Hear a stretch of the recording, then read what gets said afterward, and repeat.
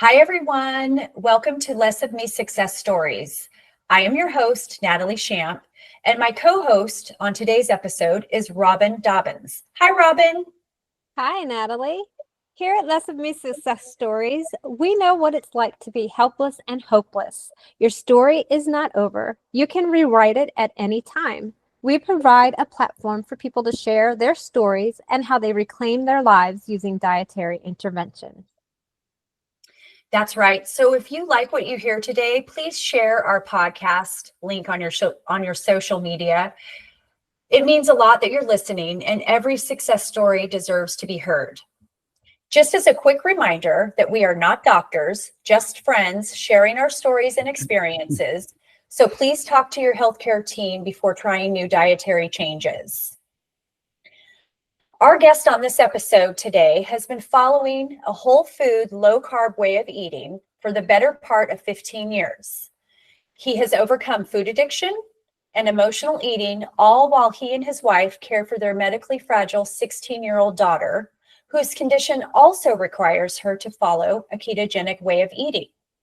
Despite his hectic life and lack of sleep, he finds passion in helping others, and we are proud to call him a friend. Welcome, Josh Gaston. Hi, Josh. Good morning. Hey, guys. How are you? Thank you for having me. Good. I'm so happy that you agreed to join us today. You and I met through a beta group that Robyn provided to us for health coaching. Correct. And even though you've been following this way of eating for 15 years, you still enjoy and need community to keep your spirits lifted. Oh, yeah. Yeah. So I'm happy to get to know you through that. And I wanted to have you on the show because I feel like your story, it needs more attention. It's so inspiring, and just your attitude throughout is, I don't know, it gives us all gratitude to watch you have gratitude throughout this life. Thank you. So I'm happy to know you. I try to stay happy. Yeah, thanks.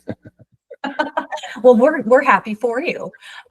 So this is where we're going to turn the show over to you, and you're going to tell us your story as much as you want to give, in detail, as much as you're willing to share. We are here.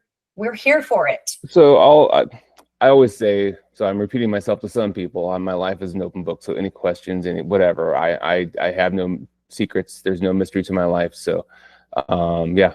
So I try to be as open as possible. So with that, I mean, as far as my health journey goes, honestly, it's really been since I was a little kid. And I think a lot of people can identify with that. I've always been the biggest. I've always been, both height and width, let's say, so I've always been a tall kid. One of the tallest in my class. I was always the kid wearing husky pants. Had to go to Sears and get the husky Rough Riders versus getting the cool 501s like all my friends had. Although I look back now at photographs of myself, I'm like, oh, I wasn't quite as chubby as I thought I was. I think I was more just kind of stout and athletic, but again, everyone else was thin growing up and I wasn't quite that. And it was so much so that my mother had me in Weight Watchers, I believe. I want to say 6th, 7th grade, something like that. Really more as it not forcing me to, just asking me, hey, do you want to go? And so I got in that for a short time with her when I was in, like I said, around 12, 13 years old. Didn't really take, but at the same time, I was always an athlete. I was always in sports. I was always playing games. I was outside. And so always a very active person. So my weight at that point, as far as middle school, high school, never got out of control, so to speak. I do remember a distinct conversation with my high school basketball coach between the summer between junior and senior year.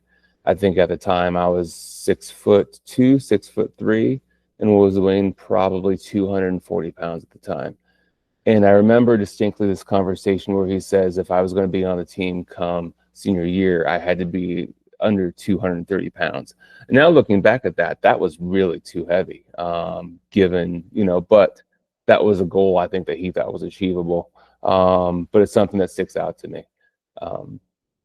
And then as we went on, so I played, like I said, sports in high school. I was never the best at anything. I was not the best on my basketball team. I was really probably 9th, 10th, 11th man on the basketball team. But After graduated high school, I continued to play basketball recreationally, but did not play any other way. I was in junior college and didn't really go to junior college. And, it's one of those things where it was like an extension of high school. Didn't want to go, didn't want to be there.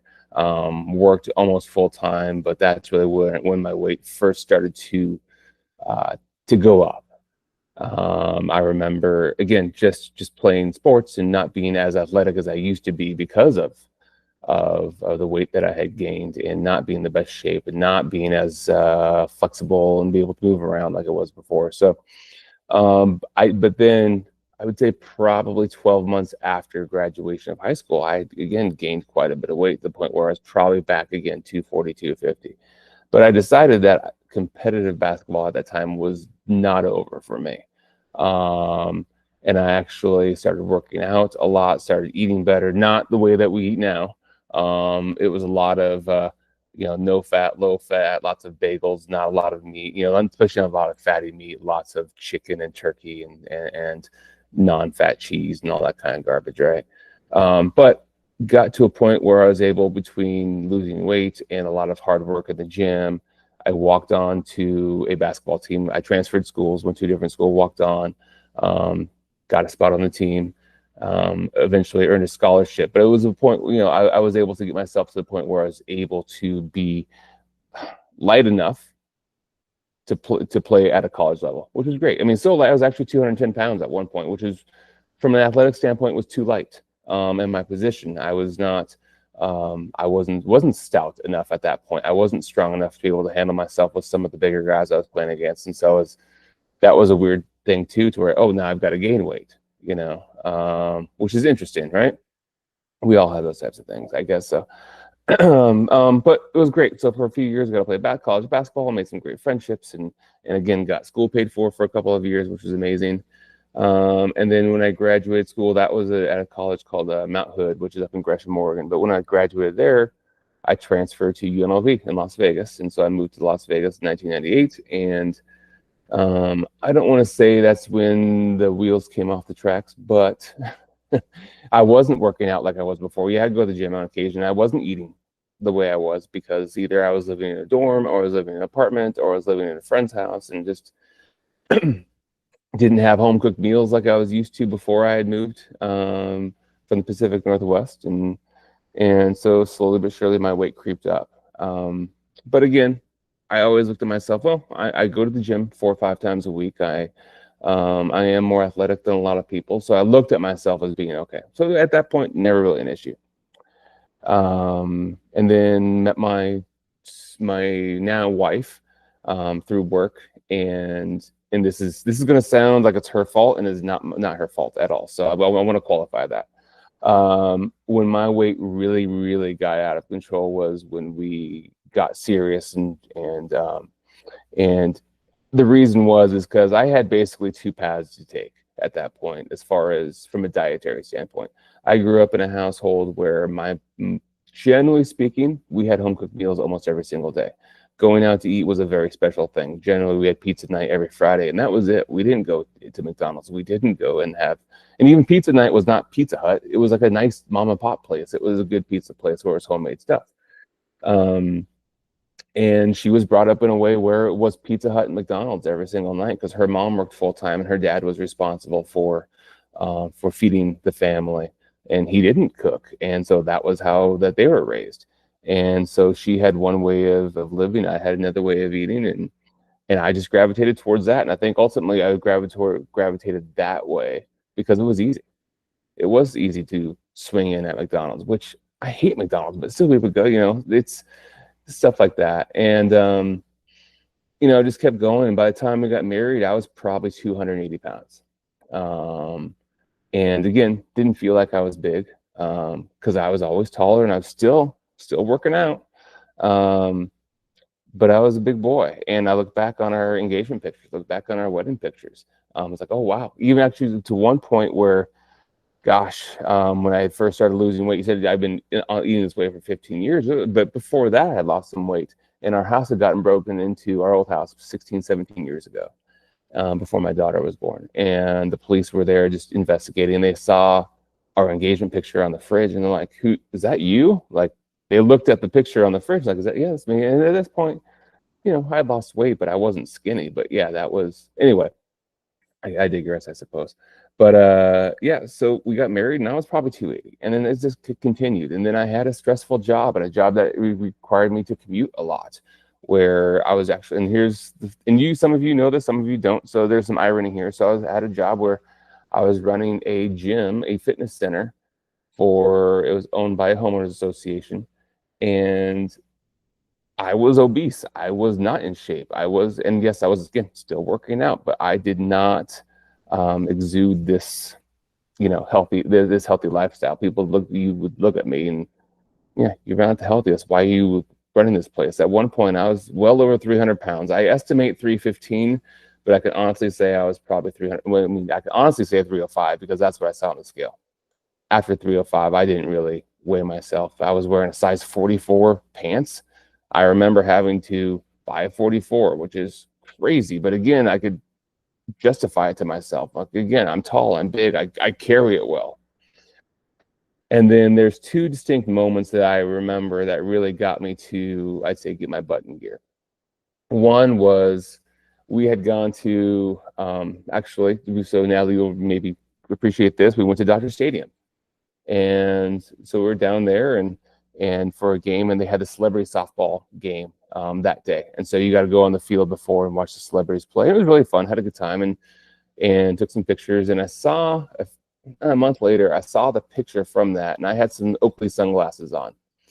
And the Oakleys were not small sunglasses, but I saw the picture, and the glasses, the way they sat in my face, looked so tiny.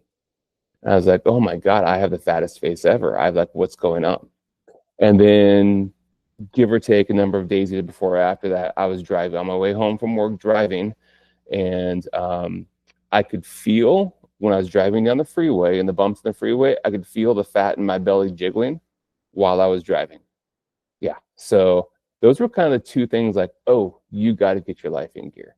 And I started, and again, this was not a low carb lifestyle at this point. This was not a ketogenic life. This is what I knew. It was working out. It was calorie restriction. It was protein shakes and protein bars and this and that, right? But still worked my ass off. And I'm sorry, worked my butt off, and really, I got down from well over 300 to 350 or 250. And again, great accomplishment. Feeling good about myself, but again, now looking back at it now, still way too heavy for someone myself, for anybody, to be fair, but especially for someone like me. And I was eating, again, protein shakes. The weirdest thing, I think we've all had weird things that we've eaten in our journey that we assumed were healthy. And here's mine, which was great. Snickers made, and probably still do, Snickers makes a protein bar. And I would have 2 or 3 of those a day. Like, oh, it's a protein bar. It's fine, right? And no, they're not. It's a candy bar. Yes, there's some extra protein in there. How usable it is, I don't know. But it's a candy bar. But yeah, I've been going through this a long, long time. And then, I'm not a book guy. I don't read a ton of books. But for one time, I was in a Barnes & Noble. And this was probably 15 years ago. And I was in a Barnes & Noble, and I saw a book called The Primal Blueprint by Mark Sisson. And I saw it, and I picked it up, and I looked at it, and it was really made sense, because all it was, so, and in those who don't know The Primal Blueprint and don't know Mark Sisson, I think most do, but it's a paleo lifestyle, right? And a paleo diet. And it really made sense to me. Something just clicked to my brain, like, oh, real food. It was really simple. It was avoiding the man-made stuff. And it was like, oh my gosh, it just, again, kind of blew my mind at the simplicity of it, but it clicked, because at that point I realized why are we as human beings, why do we try to outsmart what Mother Nature has done? Why do we try to fight against it? Why do we, and look, we're all alchemists, so to speak. We try to make something out of nothing. And so I think we all have smart friends who are engineers, who are scientists, who do lots of different things and make things out of nothing. And I'm all for that, except for when it comes to food. But that, again, it really clicked in my head, like, oh, we are not supposed to be eating these man-made food type items. And that's really where the success really started to come. So eliminated, not everything obviously, but eliminated a lot of stuff, and was only eating things found in the Paleolithic era. It was only eating things cavemen eat and all that kind of garbage, right? And it's all really from that point has transitioned or really morphed into what it is today, which is it's very simplistic for the most part as far as the way I eat. It's not a lot of recipes, although I do love to cook and I do, but it's not a lot of looking for substitutes. It's not a lot of especially like I think things like pastries or things like, yeah, look, I love pastries as much as the next guy, but I found that finding your gluten-free or your paleo or your high carb or your high protein or high fat pastry substitute doesn't work for a couple of reasons that and a couple of reasons. One, it never satisfies that craving, right? Never satisfies it. And then number two, not satisfying that craving, I think angers a lot of people, which leads to going back to that original thing. Like I remember one time my wife had made some paleo brownies, I believe it was, and she wanted to eat the paleo way, and they just she couldn't get it right. It just didn't work, and it made her so mad. I'm like, just stop, don't do that. Because yeah, what's the point? You have you try really, really, really hard to get this to work, and it's not working. Where if you just eat real food, you're going to be your cravings will be satisfied. Look, if I'm hungry for meat, I eat a steak, I eat a hamburger patty, I eat a piece of chicken, whatever, and that craving's gone. It's done because it's there. And then the more you go along with this, the more you find yourself not craving those things. And I've said this before to a lot of people. I have my couple of vices. They are bagels, they are donuts, they are good pizza. And I've told stories about me being in a grocery store and getting the bagel. That's not good, but I ate it, right? But I had a really good thing yesterday. So yesterday, and you guys haven't heard this, yesterday I had to go into my corporate office. And there was a vendor there that was having a big event for all of our managers. And they brought Pizza Hut, or excuse me, I think, no, not Pizza Hut. They brought Domino's pizza, which is fine. I never would have eaten Domino's anyway. That doesn't tempt me. But what they had was chicken wings. And maybe in the past, especially maybe before this group has gotten together, I would have grabbed one of those wings, or maybe more like 10 of those wings, but justified it to myself like, oh, it's chicken. Even though I know they're breaded, even though I know there's those sugary sauces, even though I know ultimately it's not good for me, and likely it's probably fried in seed oil. And so it's going to not only is it going to introduce unnecessary carbohydrates into my diet, it's going to get those inflammatory properties of the seed oils into my body, which I do not need. And and I just walked by him. I looked at him like, yeah, no, I'm not gonna lie. I did look to see if there's anything that was plain without a sauce, because I'm not a sauce guy. I don't like condiments, so maybe that helped, the fact that everything had a sauce on it. But still, it was like, no, I'm good. It was really, really, it was a win for me. In a moment that I was actually pretty stressed, because I was in a heated discussion with another person in my company about an issue going on, and maybe in the past I would have grabbed it and said, "What the hell? I'm just going to eat it." But it was great. So, and now I'm to the point where I'm doing really well. I jumped off the wagon for a minute because of, so Natalie, you mentioned my daughter. So my daughter has a terminal brain. Hey, I'm sorry, go let me ahead. interrupt you, Josh, Yeah. because I want to talk to you about you, but I definitely want to talk to you about her. So before we go off to that subject, I want to ask you to kind of tell us more about what that paleo diet looked like, and then maybe how it compares to, like, specifically how you eat now. So paleo. So the paleo diet back then, it was anything that was available in nature, anything that cavemen had access to. And I think you look at what diet culture has kind of the way it has made a lot of us operate in our lives. It's like we find excuses, or we find ways to give ourselves permission for things, or to consume things. One of the things that I look back on it, so it was, yes, a lot of meat, a lot of chicken, vegetables. A lot of people in the paleo space will say, "Oh yeah, you can have as much honey as you want," because it was, honey was not my thing. So I was never that guy. But the one thing that it was, well, fruit was around. So I'm just going to eat a bunch of fruit. And look, fruit, generally speaking, is not going to hurt you, right? On occasion. But when you're eating just especially things like grapes and bananas, and look, again, an occasional grape's fine. It's good for you. An occasional banana, fine. Okay, it's not going to hurt you. But it was all the time. And yes, I lost weight. And yes, I felt better. And yes, my joints weren't as achy as they had been before. But again, the more I've educated myself since then, the more I realized, a lot of that excess, I guess, fructose from the fruit, but a lot of those excess carbohydrates were not helping me. I don't want to say they're hurting me, but they sure as hell weren't helping me. Sure, because when you're going from eating McDonald's or Pizza Hut or whatever all the time to eating fruit, you're gonna see a good change. So how have you refined that since then? So everything has really been simplified. It really is. I mean, for me, it's mostly meat, some cheese, full fat cheese. I really stick with really high quality cheese when I do eat cheese. I grew up in the Pacific Northwest, so anyone who's familiar with Tillamook dairies and Tillamook cheese, that's really the only brand I eat, unless I'm somewhere where they have some super high end stuff. But I want to mention that they have like the only clean cream cheese that you can find. Most of it has gums in it, but Tillamook has very clean cream cheese. Just wanted to throw that out there. That's funny because I don't really consume cream cheese. So that's funny.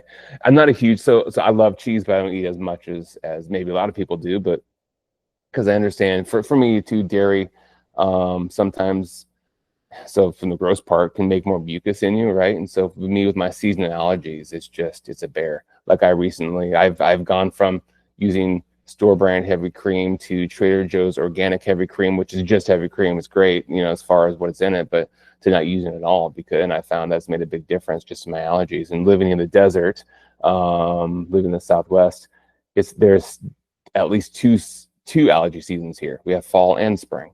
And so I found that it's best for me to cut it out, especially during those times. Yes, I enjoy it, but yeah, so it's really simplified though. So it's a little bit of cheese, but it's lots of red meat. Mostly I like a New York steak. Some people like ribeye. I'm really lucky where I found a rancher up in central Utah that will bring stuff down to me, or he'll ship it to me. Not the cheapest thing in the world, but it's okay. I'm willing to pay the price for quality meat. But at the same time, I also go to the local supermarket and get meat as well. Chicken on occasion. My family loves wings, and so I'll buy just the wings and make them in the air fryer myself, or put them on the barbecue and with just seasoning, no sauces, and an occasional vegetable here and there. So not a lot of vegetables, and when it's vegetable, it might be grabbing a couple pieces of lettuce as I'm making my daughter a salad, or a couple of cucumbers as it's so few and far between. I mean, even my dinner last night was just 4 small hamburger patties from In-N-Out. That's all it was, and I was fine. So very simplistic. Yeah, that sounds. Also, my family owns a cheese factory here in Northern California. It's Rubiano cheese. You'll find it in the fancy cheese section of your grocery store. So I don't get free cheese, by the way.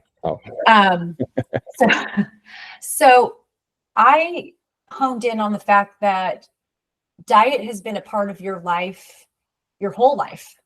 It sounds like, right? Fifth or sixth grade. Yeah. Whether it was, the right way to eat, or not necessarily the healthiest for you. Do you think that growing up that way geared you to be more focused on seeing a book like Primal Blueprint and be like, oh, this is interesting? Or do you think that you may have just honed in on it because you're an athlete? I have not thought of that. I will say, I'm not sure. I will say this. I have, so again, an athlete all my life, but health has always been part of my life. When I was in middle school, and then especially in high school, my parents, I always wanted to go to a gym. And I went to this little boutique gym with my parents when I was in middle school. And boutique's the wrong word. It was like a muscle gym. It was just a bunch of bossy bodybuilders. It was, 500 square feet. It was just a bunch of iron and a couple of bikes, and that was it. But I remember when I was in high school for Christmas, my parents bought me a membership to this really nice athletic club that was in our general neighborhood. And it was kind of like a country club, but without the golf course. I loved it. I loved the people. I loved and that really got me into looking into running gyms. I had at one point had a dream of like, I knew exactly where I wanted to buy the land and build the building and open a gym. I knew in my hometown. I knew where, and ironically, someone did that after I moved away. Ironically, someone did that. But I had this dream of at one point of running a fitness center of some sort. And so fitness, specifically fitness and athletics, have been part of my life forever and ever and ever. And so that, along with that, goes just general metabolic health, right? So I think I was walking through, I would not have seen that book if I wasn't walking through the health and fitness section, right? So that's the only reason I thought. But yeah. And so this leads us into the way that maybe you care for your daughter, and let's transition into her story, which is also your story. Yeah, so it was August. This August will be 14 years, if I remember correctly. She woke up one morning. We had just recently, probably 3-4 weeks before, had been in Dominican Republic for about 10 days, and got back but she woke up one morning, it was just off. Something wasn't right, but I'm not a worrier. I'm not a, those who know me know I'm relatively positive about things. And I don't want to say I ignore issues, but at the same time, I don't get overwhelmed by them. I don't panic unnecessarily. And she just wasn't right. And I told my wife, she's fine. Just, she's probably tired, whatever. Maybe just call the doctor. We'll take her into the doctor if there. Remember, it was a Saturday and there was no doctors open. Oh, maybe we'll go on Monday. And then I remember I actually left the house and went to the gym to work out. I remember I was at the gym and I was on the treadmill, elliptical or something, and just something's like, you got to go home. It wasn't right. It didn't sit with me, which is unusual for me. Normally, again, I can block that stuff out. And came home and just again had progressed. And at that point, she was about 3 years old. And she went from walking normal to, and my wife has a video of this, and it's scary to watch, but she was walking like she was drunk. It was crazy, and just for no rhyme or reason. Took her to the ER, couldn't figure out what was going on. Had this episode where basically she had lost most of her motor skills just really, really quickly. Couldn't figure out what it was. They tested, because of being in a foreign country, they thought maybe it's infectious disease. And everything they tested for came back negative, and okay, she got better, went home. It happened again about that was in August or September that happened. Then it happened again like first of the year, the following year, and then still couldn't figure it out. They thought it was encephalitis again at one point, just given that could have been a very possible infection to get. But anyway, we had these ups and these downs for a year and a half, where she would go into the hospital with all these symptoms, and they had mentioned the word leukodystrophy, which is, for lack of a better term, vanishing white matter disease. So leuko meaning white, dystrophy meaning to disappear in Latin. And it's a pretty scary thing, and I'm not a big Dr. Google guy, but my wife is, so she looked it up, and it's scary, but nothing really took hold. And then her doctors here locally, her neurologists, who were apparently the best in the state, gave up on her because they had no idea. And we were fortunate to find some doctors up in Salt Lake City. I live in Las Vegas, not that far, 6.5 hours, give or take, if you're driving.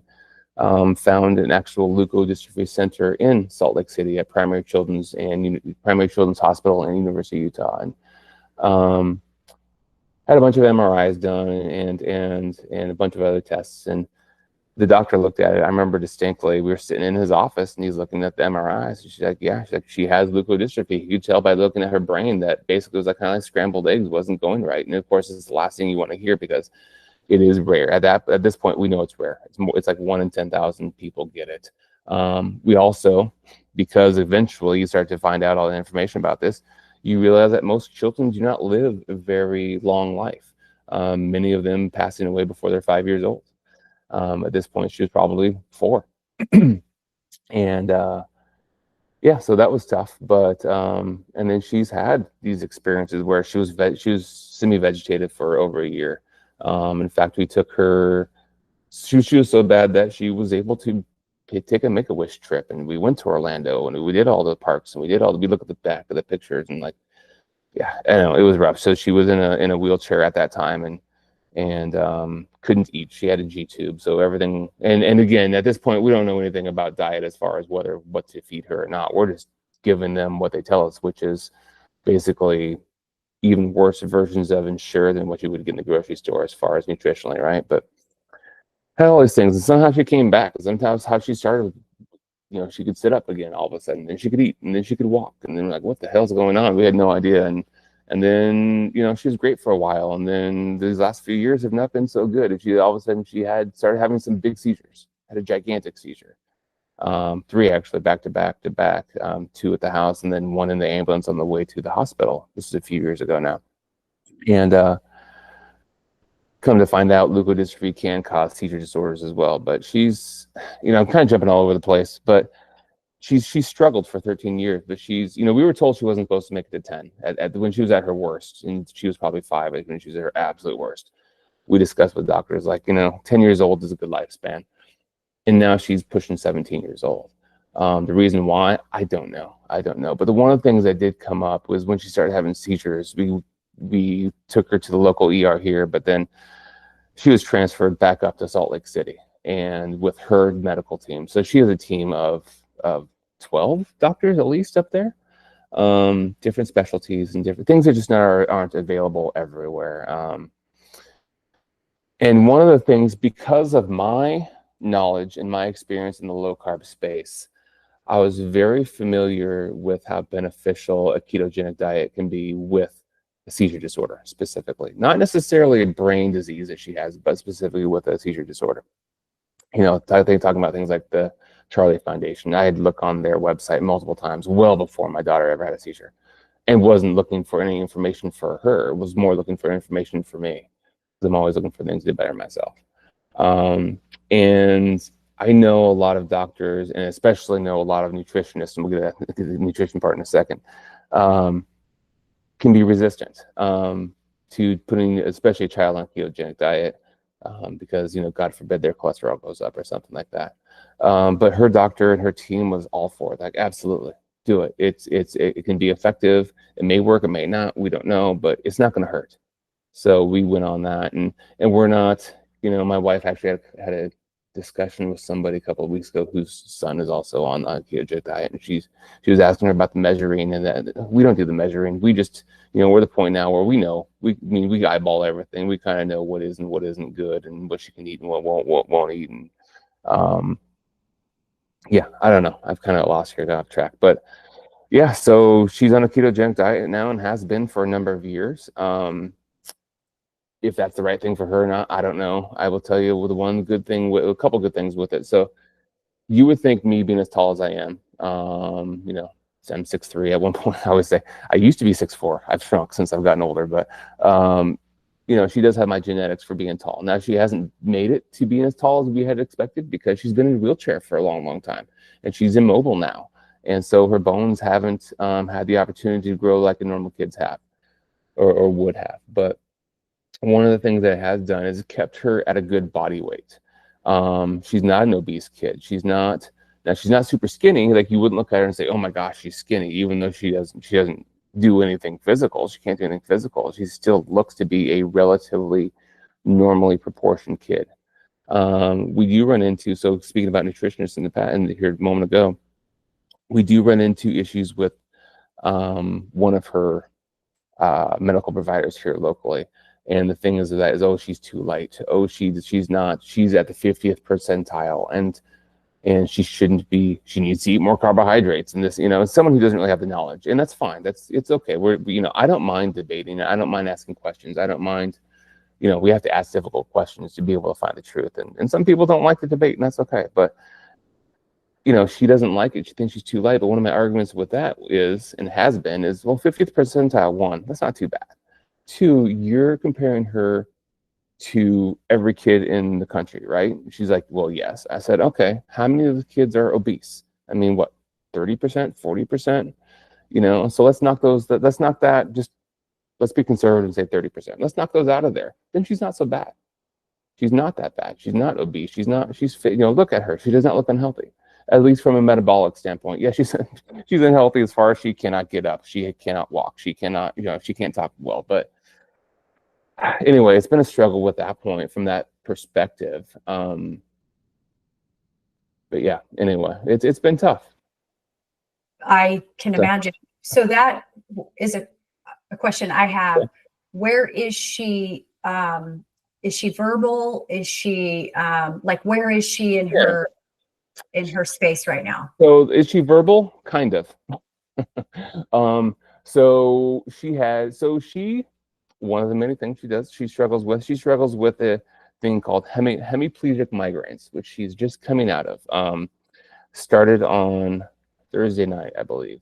Thursday afternoon, actually, because I came home early from work.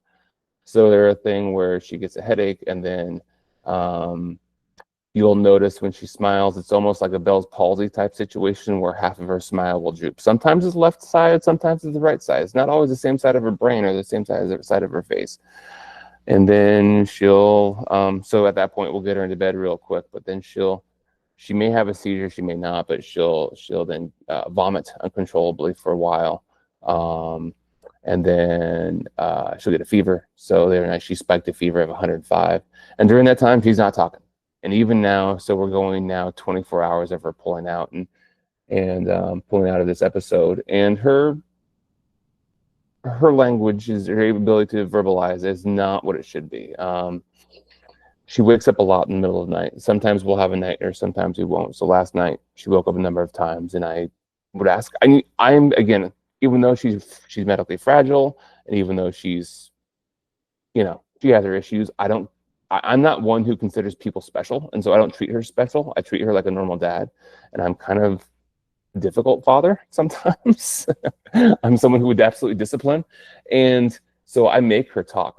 So last night she's like, she wants something, and generally it's I want to roll over, because she cannot roll herself over in bed. She does not have the physical strength to do that. But I make her verbalize it, even if it's turn over, or I will ask her, do you want to roll over? Give me a yes. And I don't want a yeah. I want a yes with an S at the end. I really push the enunciation with her.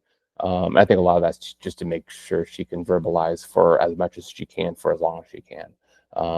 But once she's out of it, she can communicate with most people. It may take her a few times, including, or sometimes I may need to translate, or my wife may need to translate for somebody else. But yeah, she gets her point across for sure. So that's a very long answer of a simple question. And then I will throw in too, she's probably from a mental or standpoint, she's probably 6-7 years old, even though she's 16 years old. So yeah. So I know we that didn't talk.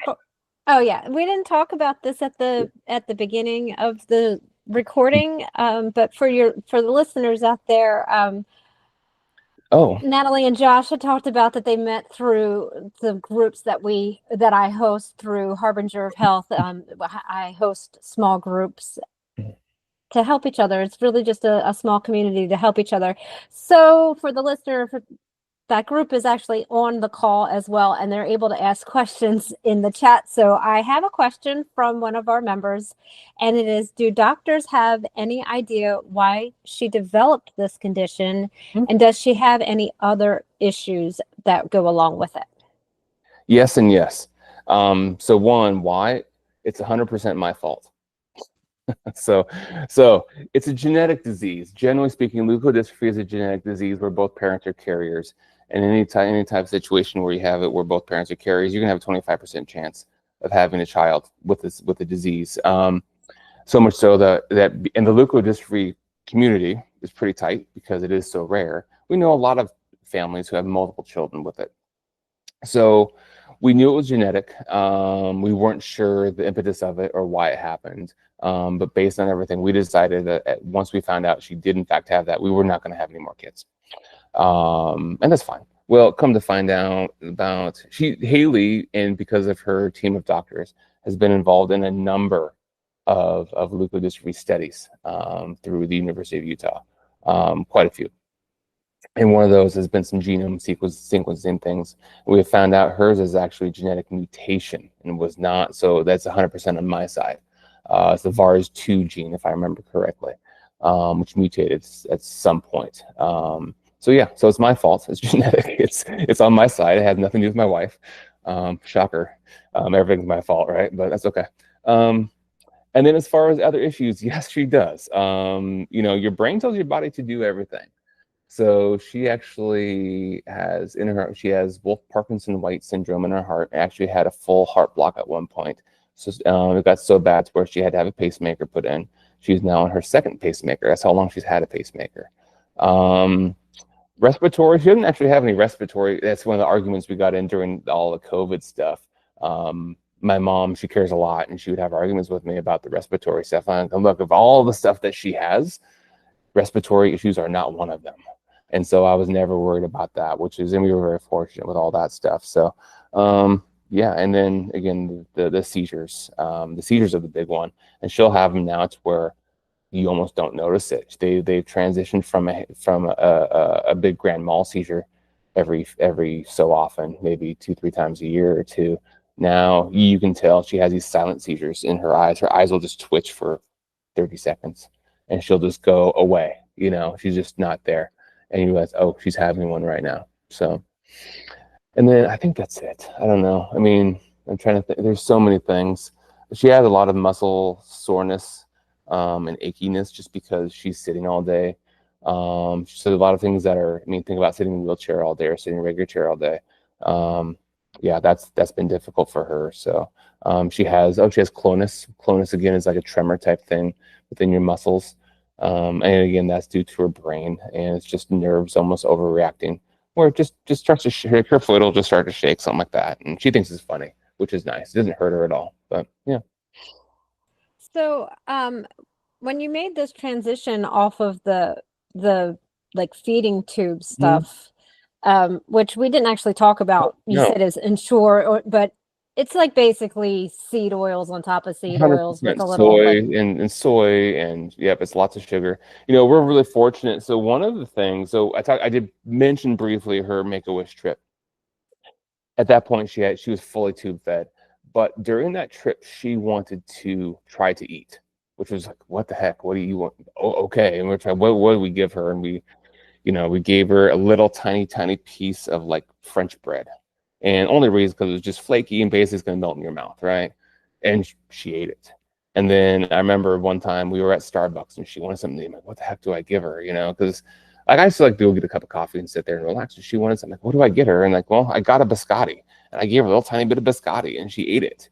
And again, more or less melted in her mouth. And that was really helped her get to where she did not need a G tube. She hasn't used a G tube for regular feeding. Let me rephrase, for years.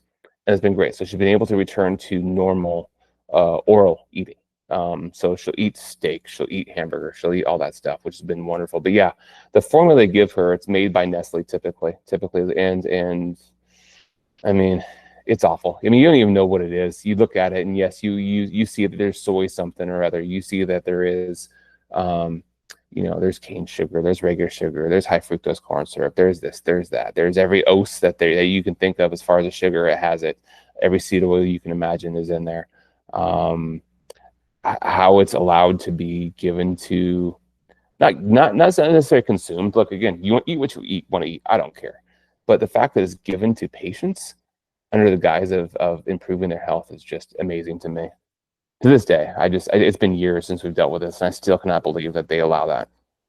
Especially for someone like your daughter who doesn't have a choice of what she needs to eat, of what you give her or what you and your wife decide to give her. So my question with that, and I don't know the answer to this, but has there been discussion or research into, okay, we're at a ketogenic diet because of course that is super beneficial, as we all know in this space, to epilepsy, to help epilepsy.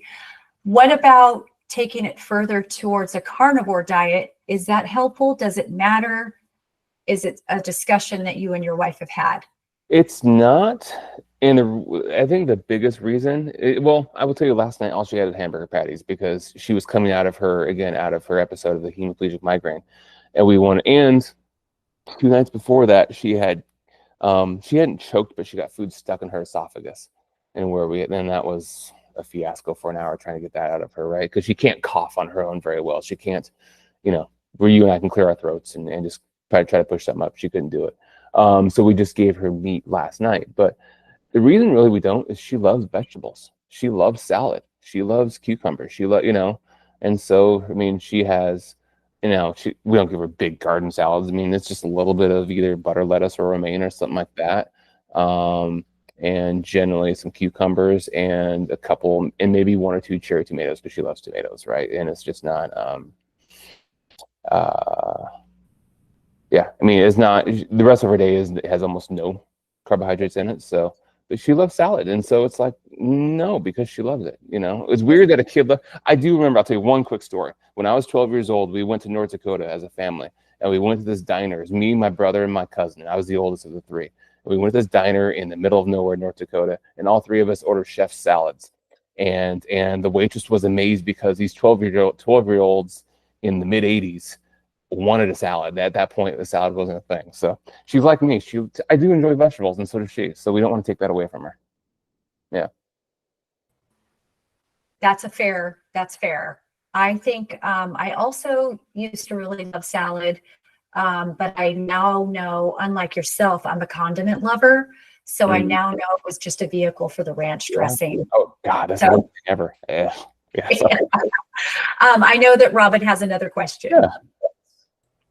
Well, I'm continuing on I have a question that's specifically about you, but before we get to that, I want to ask this question about your daughter. So do your doctors or do you or your wife feel like having changed her diet has helped her? I mean, obviously she still has her issues and she's, she has a genetic disease, but do you think that it's helped? I mean, she's kind of outlived, and her longevity is much further than they expected.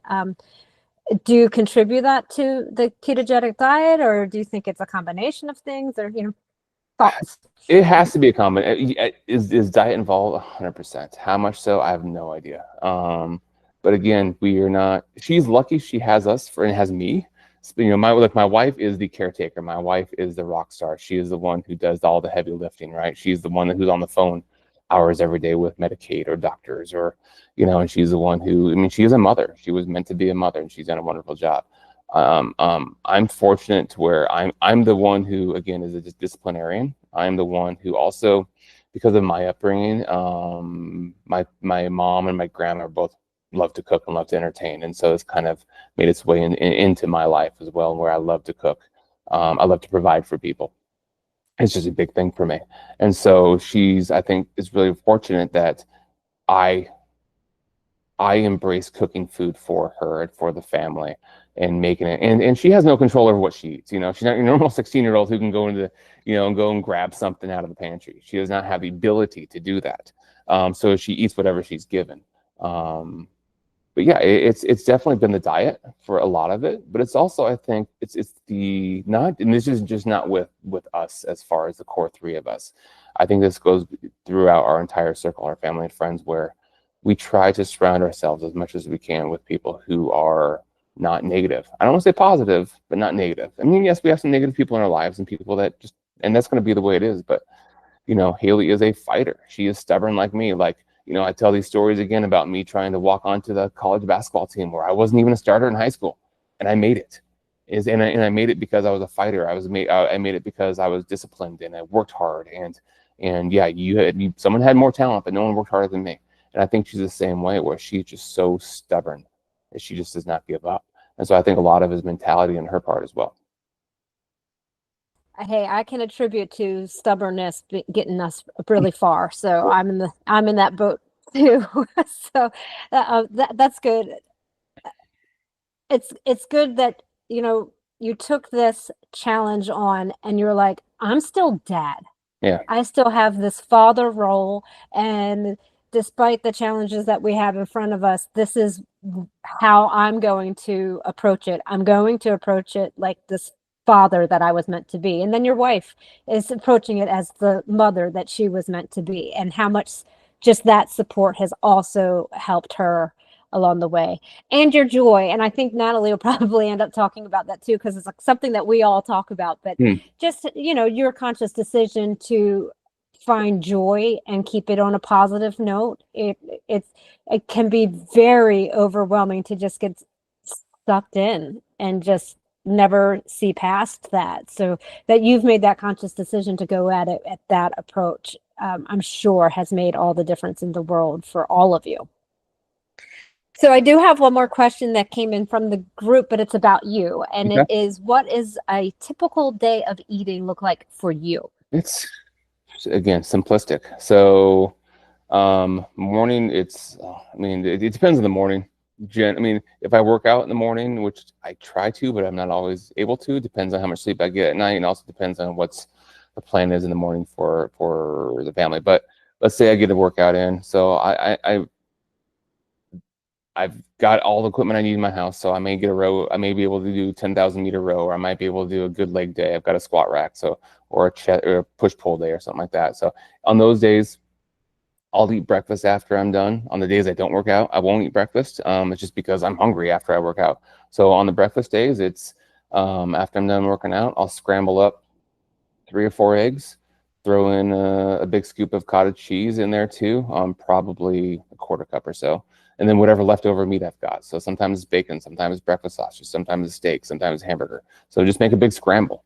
And I throw it in a glass container, and I take that and in the car, and I eat it on the way to work.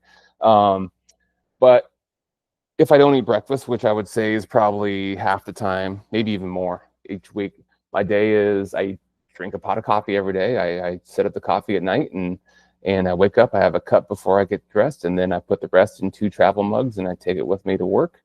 I eat approximately, and I'm just ballparking this here, but I don't do a lot of measuring. I'm just using a regular spoon, but 4 tablespoons or so of coconut oil every single morning, for a couple of reasons. One, I'm just trying to get the fat in me, and that's, I found, is the best way for me to get it in me. 2, based on numerous podcasts and papers and other research that I've seen, I've just found that coconut oil can be beneficial for brain health. And given on my mom's side of the family that there's been a lot of Alzheimer's and dementia, you know, what the hell? Let's throw it in there, right? It's one of those things. It can't hurt. So that's my breakfast. Generally, is coffee and coconut oil. My lunch, you know, it's going to be generally meat and cheese. So I have, at work, there's a kitchen there, so I always have, either I'll bring a couple hamburger patties with me, or again, leftovers from the night before. I do a lot of bulk cooking, so there's always leftover meat in the fridge.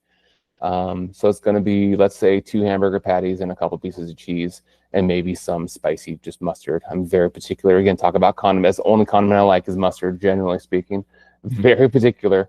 It's one of the few things I actually buy that's in a package. And so I make sure those ingredients are clean. You know, it's vinegar and Coke, or vinegar and mustard seed, and that's about it.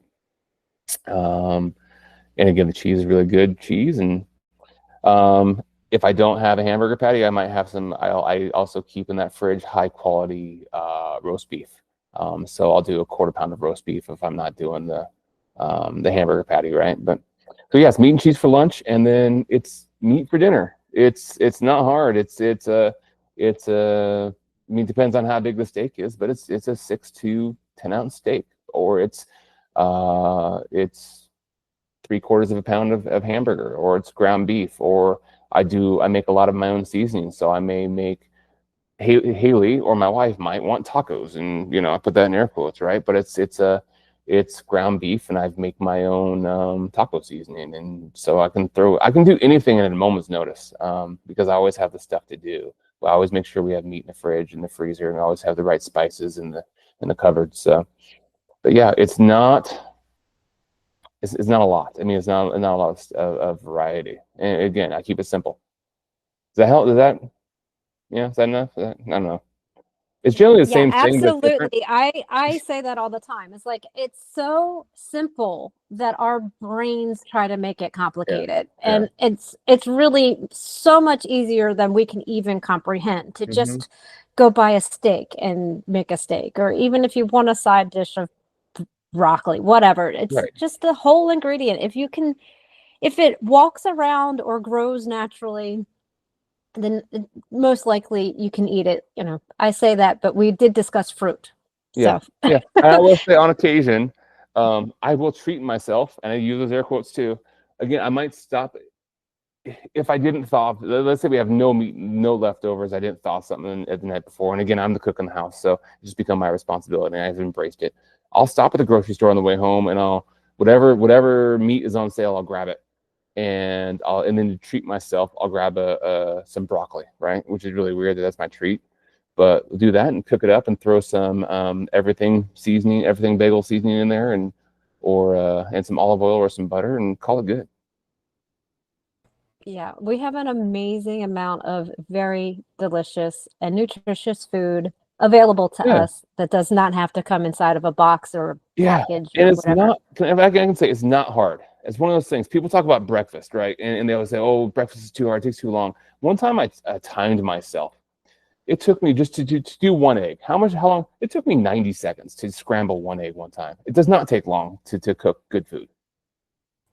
Easier than pulling the box of cereal out, Mm-hmm. pouring it in the Yeah. bowl, closing it back up, putting it back in, getting the milk, pouring the milk, all that stuff. Yeah, Yeah. it's just a change of habit, Right. just that more so than a change of time.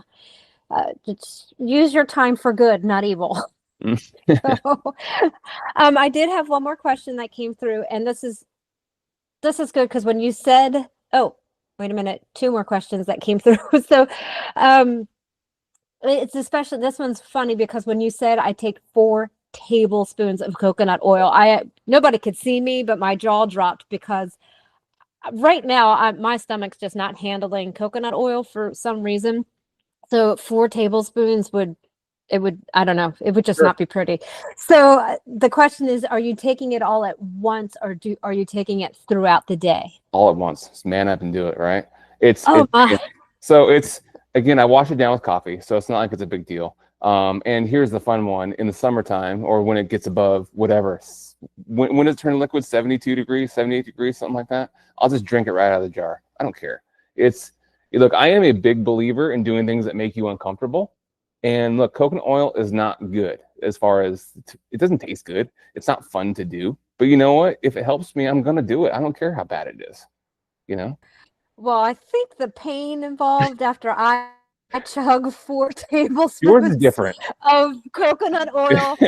We won't go into great detail about what will happen, but it might not be worth the effort. But more power to you that it's working. I can handle I've got I don't want to say I have an iron stomach, but generally food does not bother me like some other people. I can do stuff that not everyone can do. So yeah, clearly I have something else going on in my gut that is a whole different conversation. Right. But for anyone who wants to try coconut oil, Josh is absolutely right. It's great for brain health, and it's a great way to add fat, because everybody's always asking, how do I add fat? How do I add fat? Coconut oil is a great way to do it, and you can cook with it. You can put it in your coffee. You could chug it, whatever. There's ways to get it in, but the MCT value in it is really good especially for your brain health.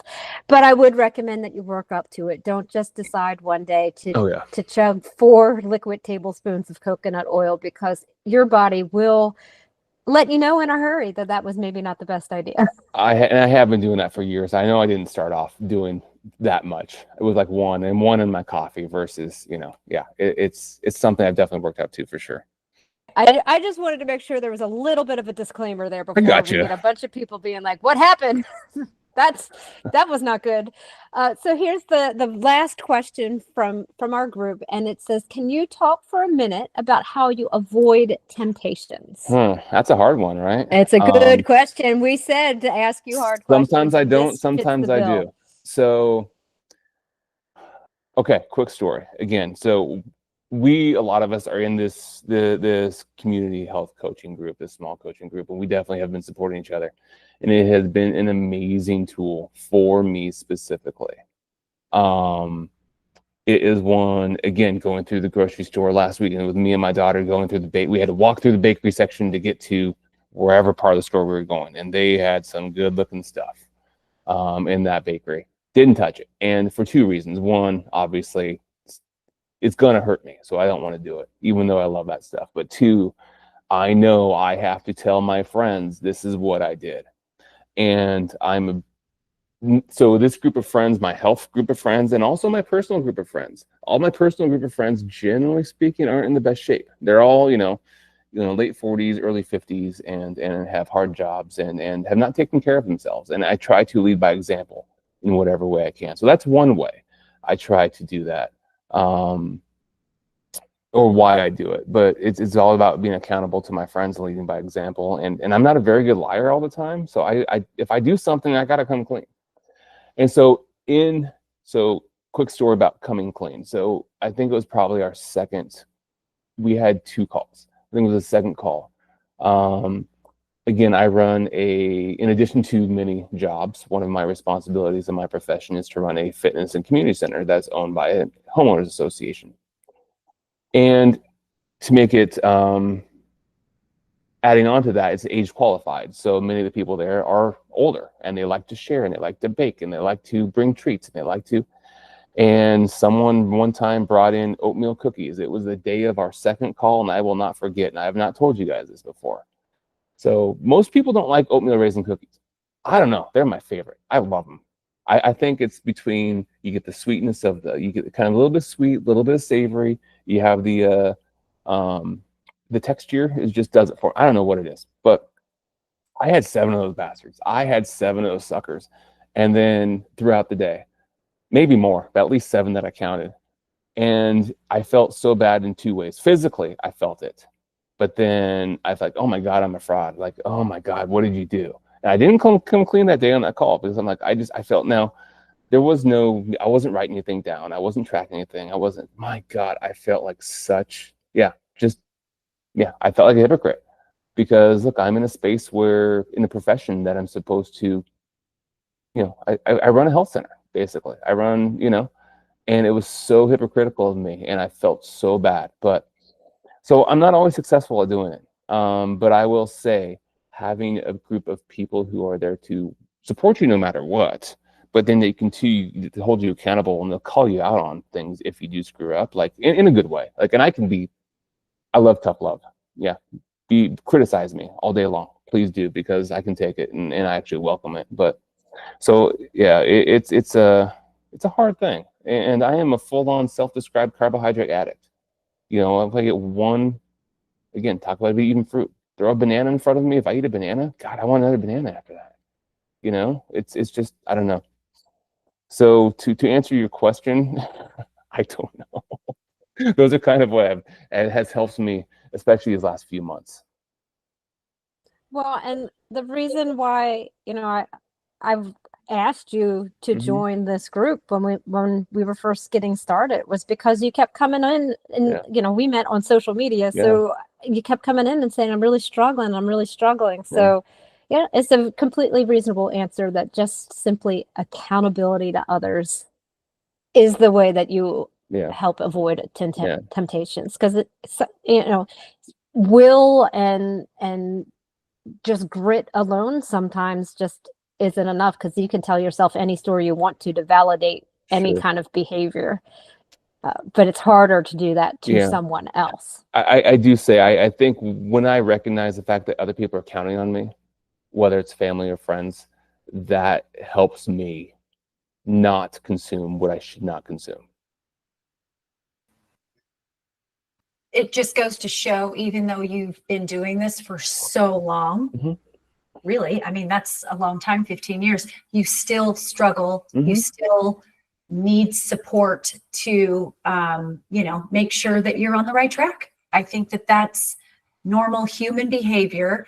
And it also goes to show the type of person you are, that you don't have the ego that that you can ask for help from others. And I think that's noble Ooh, yeah. Usually. I'm really bad at asking for help because I'm always one who's the provider.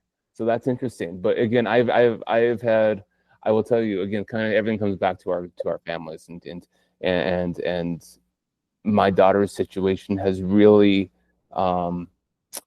opened my eyes to the fact that I need to ask for help when I need help, regardless of what it might be. So whether it's something for her, whether it's something for my family or myself, and whether that's a tangible good or whether that's sometimes money, because you never know with health situations, or when it comes to supporting again my health journey.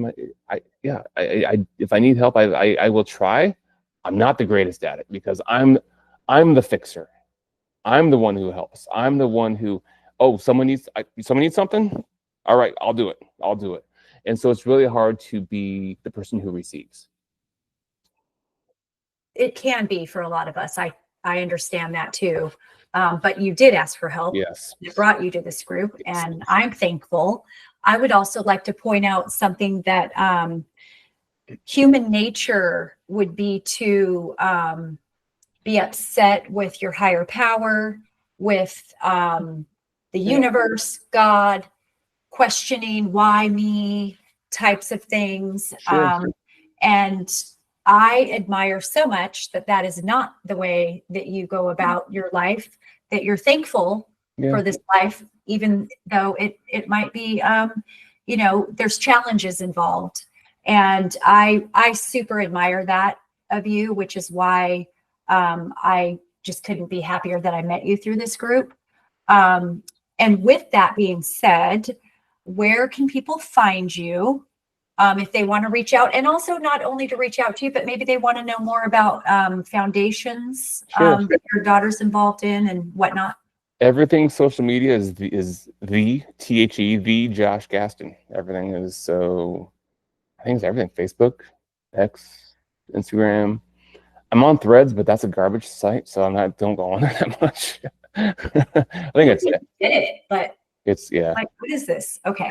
Anyway, TikTok. Look, Instagram's like my number one, but it's funny. I'll share in my stories health stuff, and I'll share my pictures golf stuff. So, but yeah, reach out to me, and anytime. I'm always here to help, always here to talk. Again, my life is an open book. And hell, if anyone's ever just in Southern Nevada and the Vegas area, let me know. And generally speaking, I can get out and meet up. So.